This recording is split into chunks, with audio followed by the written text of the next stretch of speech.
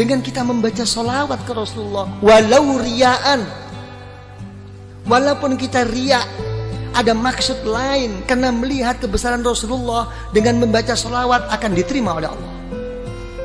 Sampai Al-Imam Ar-Ramli dan Imam Ibnu Hajar dipertanyakan oleh seorang murid, bagaimana buat saya wahai guru,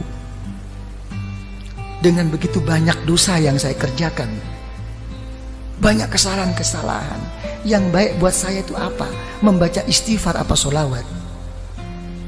Dijawab, yang lebih baik baca sholawat.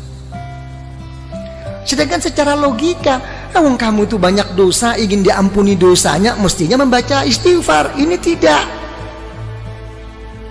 Istighfar kamu itu yahtaju ila asfi istighfarin.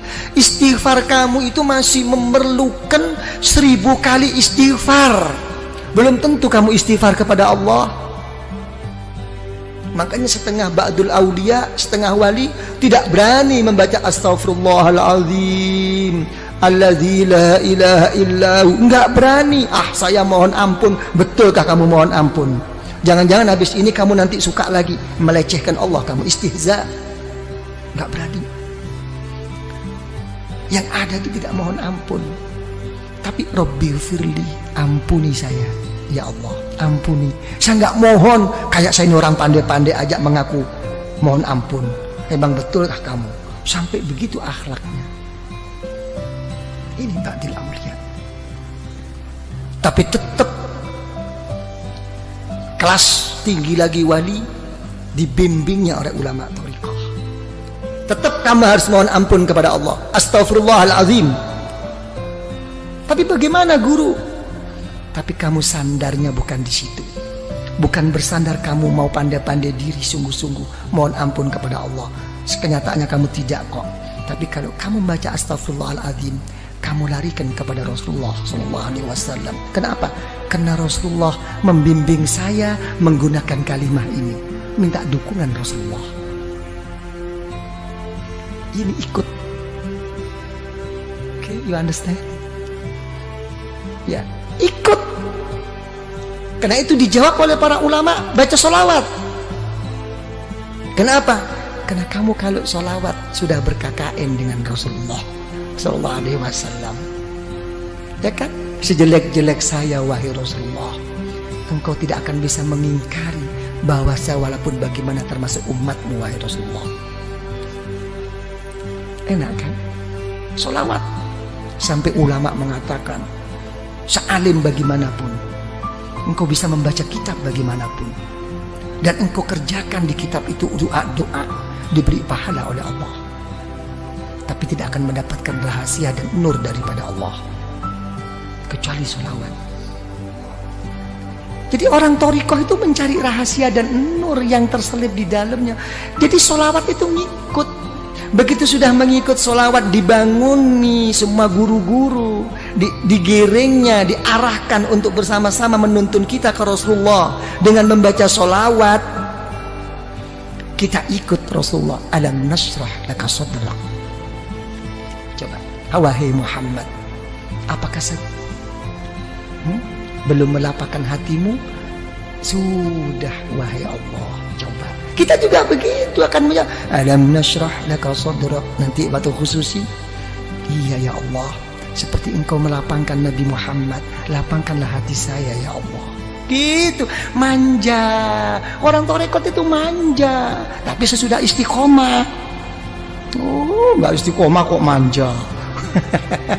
Gitu. Alam nashrah laka sadrak wa wada'na. Apakah saya tidak telah meletakkan mengampuni dosamu wahai Rasulullah? Iya ya Allah, saya juga deh ya Allah, saya juga. Gitu orang thariqat, saya juga deh, ikutin deh, udah ngumpul nih. Begitu. Allazi anqadha dhahrak, telah sudah nggak mampu, sudah patah semua ini kemampuan kita. Ya, alam nashrah laka sadrak wa wada'na anka wizrak allazi anqadha dhahrak wa rafa'na. Wahai Muhammad, apakah saya tidak telah mengangkat sebutan-sebutanmu. Kalau ada la ilaha illallah mesti ada Muhammadur Rasulullah, ya kan? Kalau sampai Nabiullah Adam, ya kan, bisa berwasilah kepadamu dengan melihat setiap apapun yang di aras, yang di surga, nampak nama Allah, mesti ada nama Nabi Muhammad. Saya lebih khusus, wahai Rasulullah, angkatlah saya. Tapi namanya hidup, walaupun bagaimana akan menghadapi suatu kegoncangan dalam kehidupan. Betul apa tidak? Diulang 2 kali di ayat ini, innama ala usri yusra, innama ala usri, sampai 2 kali. Sesungguhnya, percayalah yang mantap sama Allah. Sudahlah, sesudahnya ada sesuatu kesusahan, kerepotan, mesti ada jalan keluar. Sampai 2 kali. Ini menunjukkan bahwa kita ini mudah goyah. Gimana? Telah berhasil apa tidak perjuangannya ini? Ya, kok kalau dilihat-lihat kok innama al usri yusra, innama al usri yusra. Saya kok nggak pernah yusra, kok usri terus ini, ya apa ini? Karena saya jadi usri jadi usrak terus. Ngusrak terus saya ini. Ayo ngomong. Ya, gimana kok sampai tidak berhasil semua ini?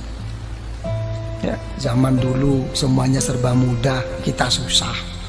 Sekarang kok kenyataannya seperti ini Indonesia. Ini makin susah apa makin gimana ini kesempatan? Saya nggak ngomong soal susah, makin ada kesempatan nggak kita ini mau masuk ini? Nah, urusan apapun, bisnis apapun. Coba ngomong. Nggak bisa menjawab. Ya, sekarang kita ini kayak main apa? Nopo? Kartu, nopo cara bahasa Inggris apa itu? Gambling. Iya, iya. Kita kayak main. Sekarang kita menghadapi kayak orang main apa? Spekulasi terus. Betul-betul kembali kepada takdir Allah sekarang kita. Nasib-nasiban. Iya. Jadi menteri sedikit sudah seneng, jatuh lagi. Kan bingung kita ini. Ayo ngomong kalau udah begini. Nih Pak Sofyan jadi menteri tapi besok turun, bingung. Wis karuan becak bae. Iya, bisa dikasih tahu. Iya. Ini gambling ya kita ini ya, main terus ini kita. Nah, coba ya apa kalau udah begini? Hah? Tidak pasti. Keadaan kita ini masih begini terus Pak Arifin ya. Nah, tidak mau kemana arah kita ini? Ya kan ya? Coba mau kemana nih?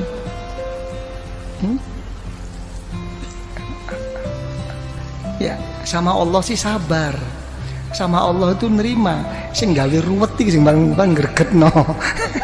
Mau tak peting bae rasane itu. Nah, ini permasalahannya. Kalau saya sih dalam menghadapi masalah ini, saya lihat dalam suatu hadis riwayat Imam Al-Muwatta. Ya, dalam kitab Muwatta Al-Imam Malik radhiyallahu anhu itu mengatakan ada satu hadis, kalau Allah Ta'ala itu menyintai seseorang akan diberi ujian oleh Allah. Enak enggak kira-kira ini? Hah? Apa? Yang enteng loh.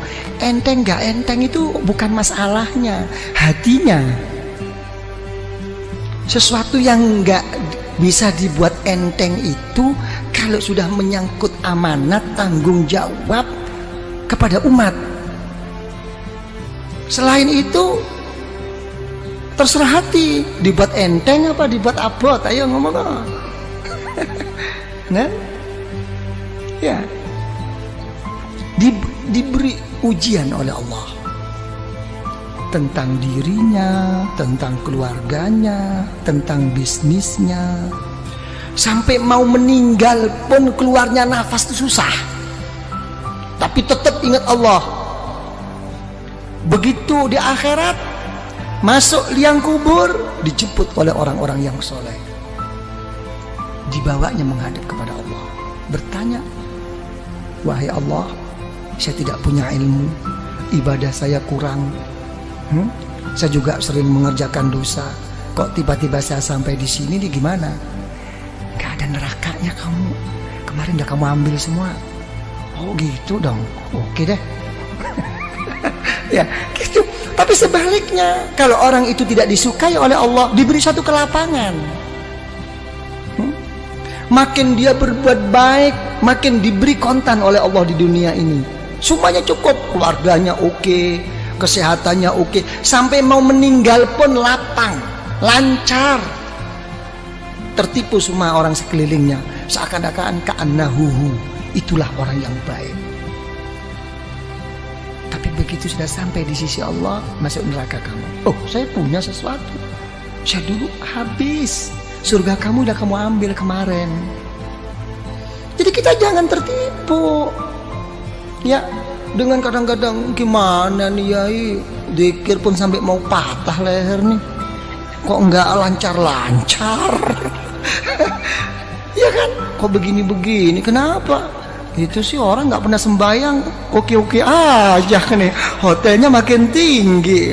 Ini ikut Yai kok tambah begini nih, gimana nih? Wah, gua mau cari guru lain deh. Wah, iki mulai main dukun. Ini banyak yang begitu itu. Betul apa tidak?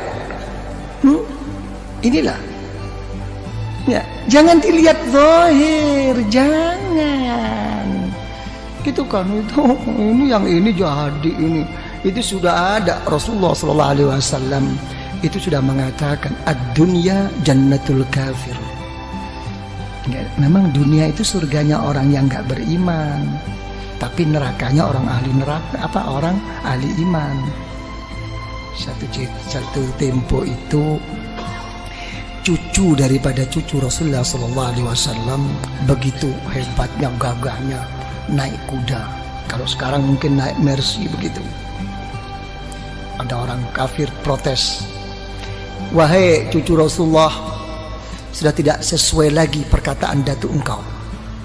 Kenapa? Datuk engkau mengatakan bahwa dunia ini surganya orang kafir dan nerakanya orang beriman. Kenyataannya saya ini kafir kok melarat, kamu kok malah kaya.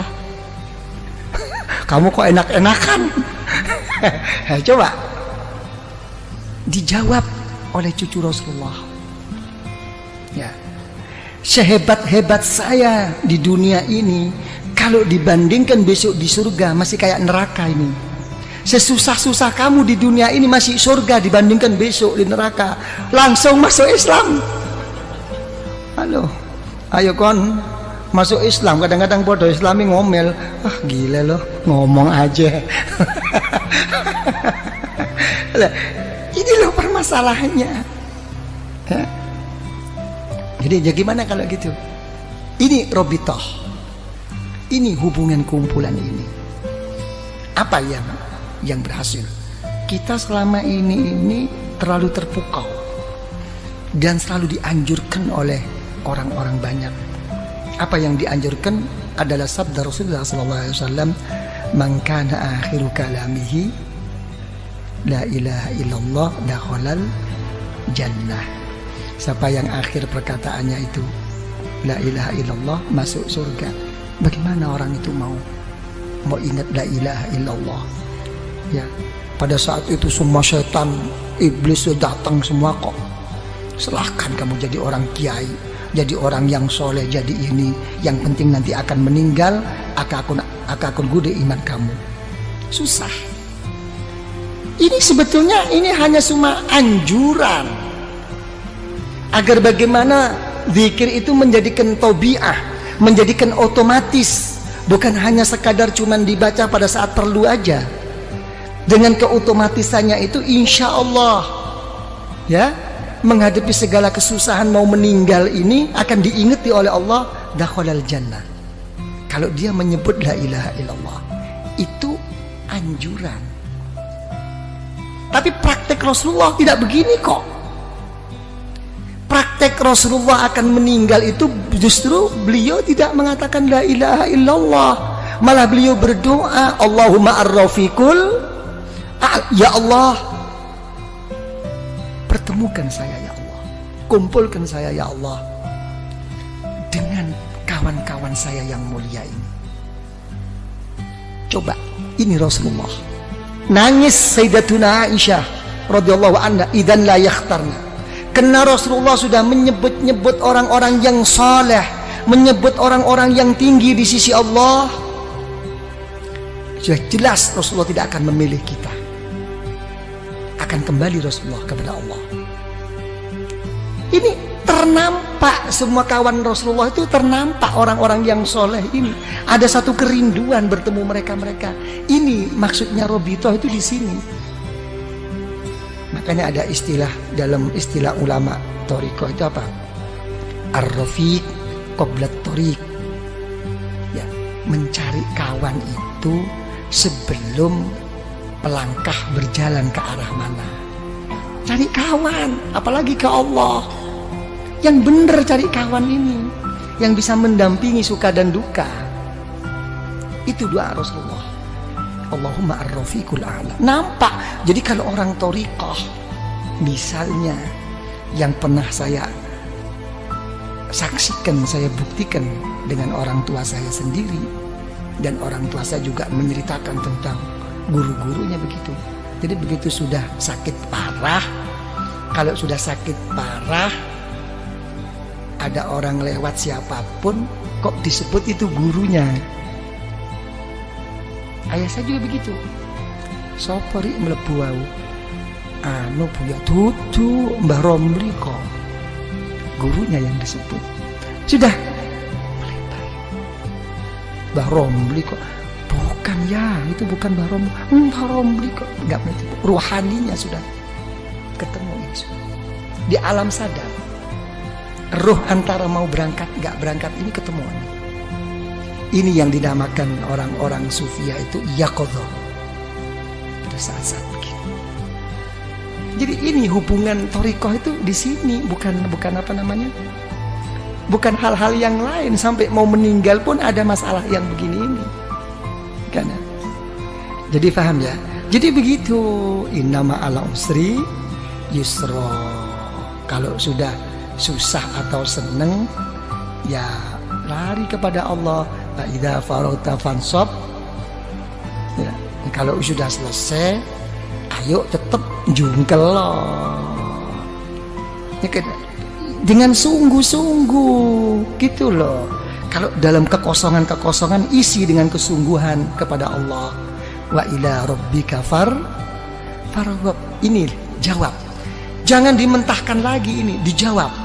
Khususi ini ya, kalau sudah begitu baru apa khususi ada Bismillahirrahmanirrahim, kul wallahu ahad Allahus somad, kan begitu ya. Jadi dilarikan apapun wahai ya Allah di dalam kehidupan saya dan pada saat saya meninggal dan sesudah saya meninggal, ya Allah kuatkanlah iman saya, kul wallahu ahad. Semuanya saya kembalikan kepadamu wahai Allah. Ini kunci. Lah, apa kalau kita sudah buka kunci itu cukup? Tidak cukup. Di sini kita digugah lagi oleh guru itu. Kirim Fatihah lagi. Dibangunkan lagi guru-guru ini untuk menghadap bersama-sama kepada Allah. Al-Fatihah. Sudah Al-Fatihah, sholawat lagi. Diajak bersama-sama ke Rasulullah. Ini Rasulullah. Baru ukuran pribadi. Baru apa maumu sekarang? Ditantang oleh guru-guru. Apa maumu? Kamu ngetok-ngetok sama aku terus-terus kayak begini. Apa maumu? Nah, ini pribadi. Mauku ini. Karena kita sudah dituntun oleh guru. Sudah melalui wasilah Robito oleh guru. Dibawa oleh guru rohani kita. Didudukkan di depan Allah. Ini Hahwa. Ini Allah. Ini di depanmu. Perlu apa kamu sekarang? Didampingi oleh gurunya di belakangnya. Ini disepuhkan, dituntun sampai di hadapan Allah. Apa kenyataannya dikhususi? Menyebut nama Allah. Kepentingan pribadinya. Allahumma ya qadiyal hajat. Inilah. Allahumma ya qadiyal hajat. Allahumma ya qadiyal hajat. Ya Allah, ya, yang memberi, yang memutus, yang menyampaikan segala kehajatan kita ya Allah. Allahumma ya qadiyal hajat, Allahumma ya qadiyal hajat. Ya. Gitu. Nah, habis begitu hajat-hajat terlalu luas. Keadaan genting ini ya Allah. Hal-hal yang ini yang terlalu pokok ya Allah. Saya banyak hutang, saya banyak kredit. Ya sudahlah kalau gitu. Allahumma ya kafiyal muhimmat. Kurang apa? Cuma jawabannya satu, kurang sungguh-sungguh. Komplit kok di khusus itu. Nah kalau sudah kamu semua ya qadiyal hajat, apa kepentinganmu sudah cukup? Tidak, kamu sebagai orang beriman. Terus gimana ya Allah? Dipanggil lagi Allah. Allahumma ya rafi'at, tinggikan darjah saya ya Allah. Tinggikan, jangan kau biarkan seperti ini. Ya kan? Di samping engkau terima ya Allah, tuakanlah saya di lingkungan saya ini ya Allah. Gitu. Allahumma ya rafi'ad darajat, Allahumma ya rafi'ad darajat. Ya, habis gitu cukup? Tidak cukup. Kalau sudah rafi'ad darajat, kamu sudah tinggi di sisi Allah, sudah betul-betul telah tercapai kedudukanmu di sisi Allah, apalagi di dunia ini, tidak cukup. Tetap innama ala usri yusra, tetap ada satu rintangan. Apa terusnya doa? Allahumma ya dafi'al, ya Allah yang menolak segala musibah. Banyak rintangan ini ya Allah, ini ya Allah. Begitu. Bukan berarti terus udah sukses, saya sudah beres, ini sudah oke lah semuanya. Nggak mungkin. Malah lucu, makin sukses malah lucu, makin didekatkan musibah bala daripada Allah. Apa contohnya bala musibah yang didekatkan oleh Allah? Yang merusak kita itu bukan orang jauh, orang yang deket-deket ini.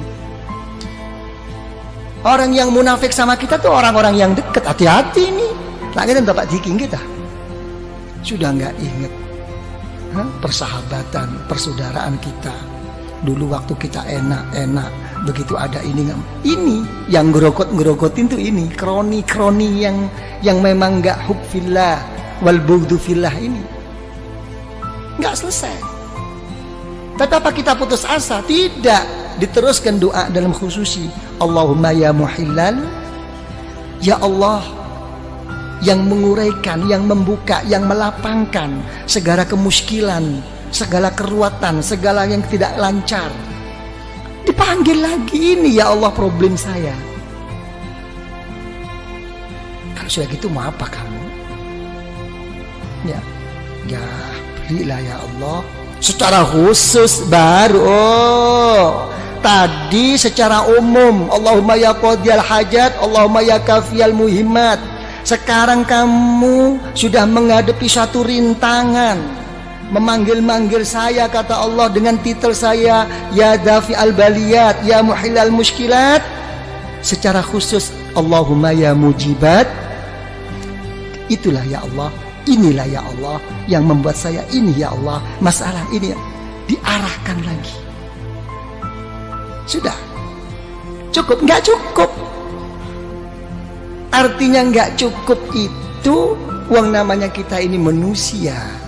Makanya orang thariqah itu tidak pernah meminta sesuatu yang kelas tinggi dan tidak pernah menolak sesuatu dari Allah. Yang ditekankan di dalam hatinya itu hanya satu, bal nas'alul afiyah, saya minta perlindungan. Bukan berarti hal begini ini tidak minta, mendahulukan perlindungan. Saya minta ini, saya mau ini, pokok disertai perlindunganmu ya Allah. Ini dulu lancar semua, oke semua, ya kan ya. Apa perlindungan? Allahumma ya syafial amrod, sembuhkan saya. Walaupun tidak berhasil, pokoknya waras. Mek wis waras kabeh, cukup nggak cukup? Kita selalu ingin Allahumma ya arhamar, ingin dirahmati. Kalau kita nggak dirahmati oleh Allah, mau pakai resep apa sekarang? Dunia sudah terbalik. Ra'a ma'rufan munkar, ra'a mungkaran ma'rufa. Zaman sekarang itu begini kok. Yang baik dianggap buruk, yang buruk Pokoknya mengikuti kepentingan, minta rahmat daripada Allah, baru sholawat lagi ya. Rasulullah diketok lagi, agak macet Rasulullah, doa saya ini kok kayaknya ego banget. Allahumma sholli ala sayyidina Muhammad an-nabiyil ummi. Coba yang dipakai itu titel Rasulullah an-nabiyil ummi, nabi yang buta huruf. Lain kalau buta hurufnya Rasulullah begini, buta hurufnya kita ngeblak. Nah gitu kan. Tapi tetap ini menunjukkan apa? Kebesaran Rasulullah dan menunjukkan kebodohan kita. Titel Rasulullah yang buta huruf. Engkau buta huruf wahai Rasulullah kayak begitu. Nah, saya kan lebih buta huruf, mestinya lebih dikasihani dong. Jadi ke sana arahnya itu. Kita wis manja-manja diri Pak Arifin. Udah baca sholawat? Cukup, tidak cukup. Secara khusus saya punya jalur ya, Syekh Abdul Khaliq Al-Ghazdawani dipanggilnya, Syekh Abdul Qadir Al-Jailani radhiyallahu anhu dipanggilnya dengan Fatihah ya. Sudah sholawat lagi.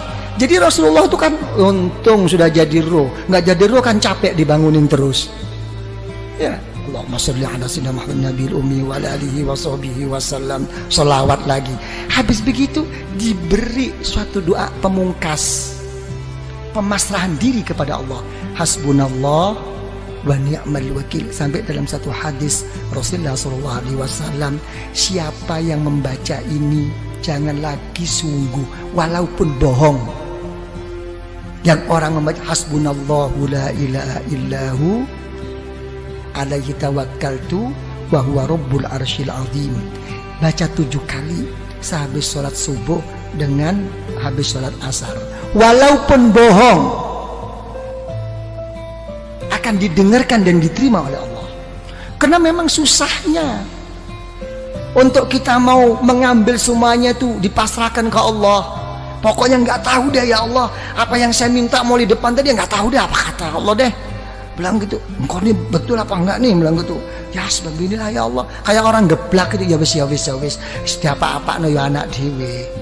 Ya kan ya, sama dengan orang-orang tua tuh gitu, dia apa no anak dewe. Hasbunallah la ilaha illahu alaihi tawakkaltu wa huwa rabbul arsyil azim. Pemungkas berangkat lagi, Allahumma sholli ala, sholawat lagi, dibanguni lagi Rasulullah, Fatihah lagi kepada Kanjeng Syekh, kepada Al-Imam Ar-Rabbani, sholawat lagi, penutup. Apa yang terjadi? Wis notok kula ya Allah. Apa sing kon ngakoni notok? Pak Arifin apa?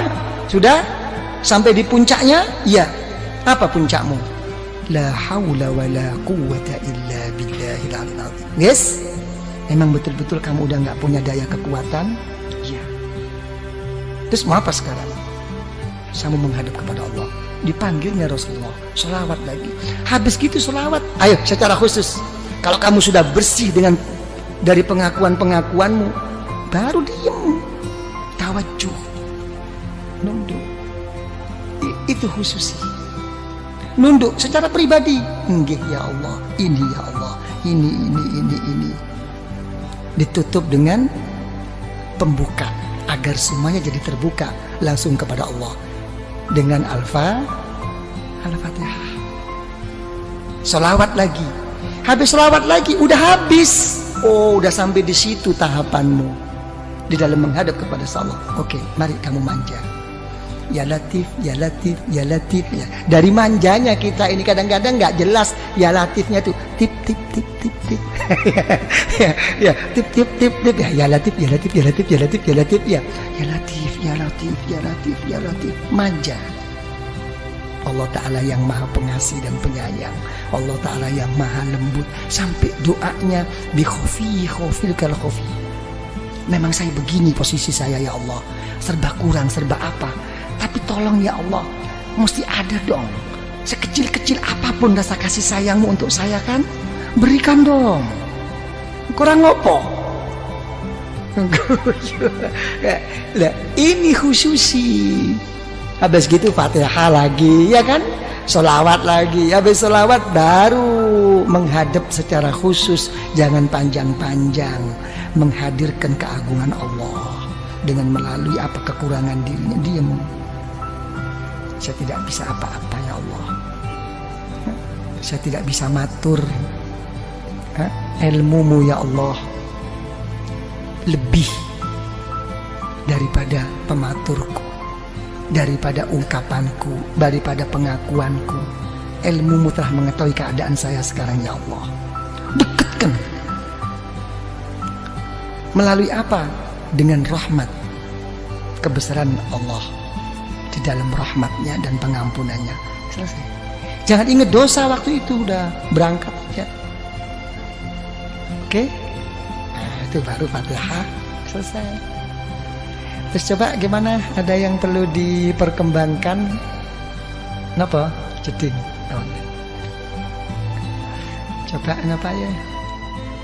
Ya, jangan lupa nanti baca apa? Hasbunallah la ilaha illahu alaihi tawakkaltu wa huwa rabbul arsyil azim. Itu pokok itu. Coba apa yang perlu dianukan? Kanca Madura. Dan kanca Madura kamu saja. Dan nggak dikasih tahu kemarin ya. Kok nggak ada muncul anak-anak di mana anak dan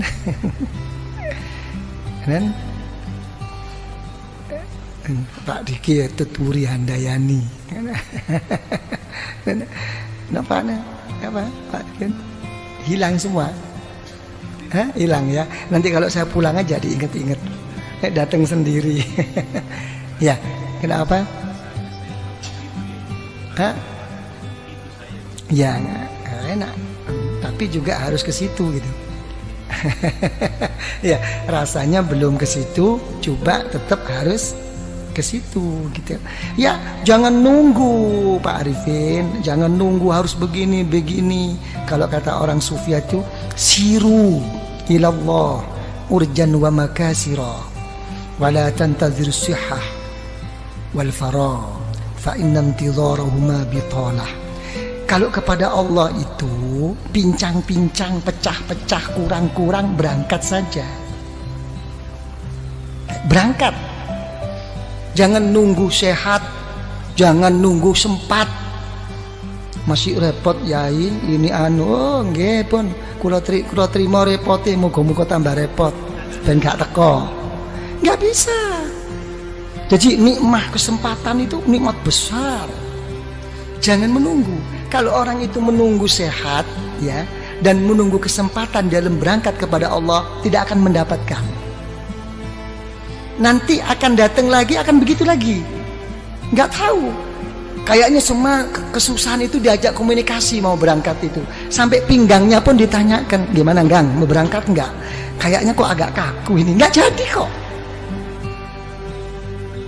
Jangan urusan besi tuanya.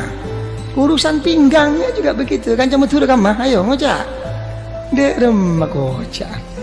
Nah, ini hal-hal begini ini kayak kawan-kawan Madura ini hati-hati. Kenapa saya katakan hati-hati? Begini ya, ini ngomong tentang niat.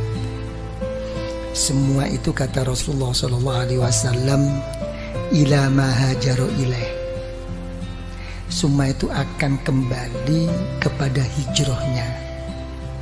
Kalau orang itu hijrahnya itu walaupun ke Mekah dan berdampingan dengan Baitullah, ya, kalau memang kesananya itu memang lebih menonjol dan kuat untuk cari kerja, kurang kesungguhannya. Itu.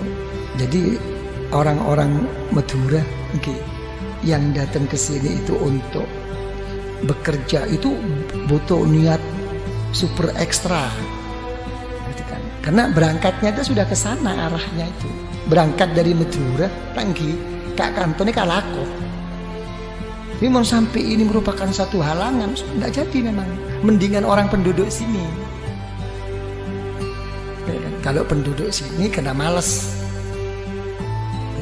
Tapi Kalau orang yang memang niatnya itu begitu, bukan malas, karena sudah terdinding mencari alasan, dan itu untuk dipertahankan agar diterima, mencari pembenaran. Maka dengan pikir selok datang tangki. Biasanya orang-orang yang diajak kepada Allah tidak mau datang dengan alasan macam-macam. Tolong dibuktikan, betulkah dia itu sibuk?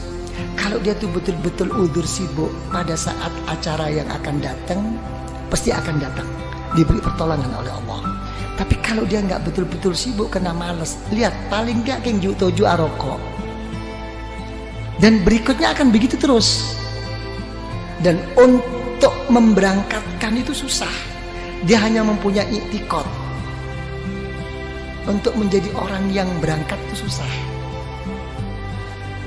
Dan itu hafal, begitu sudah pembawaan. Saya nggak akan coba betul lagi. Man eman. Yang kadang-kadang wah, tunggu kiai lo dia tengah kiai ni boleh. Dia ni hak lah cukup beri datang mau kiai. Aduh, swarga kebekop cukup kan. Tanggi saya. Jadi untuk orang ikhwan thoriqah sangat-sangat tidak layak. Bukan masalah salah bener. Coba Pak Arifin apa? Jadi jangan tunggu, yang penting berangkat. Nah, gitu Pak Arifin ya. Dan ada kemauan.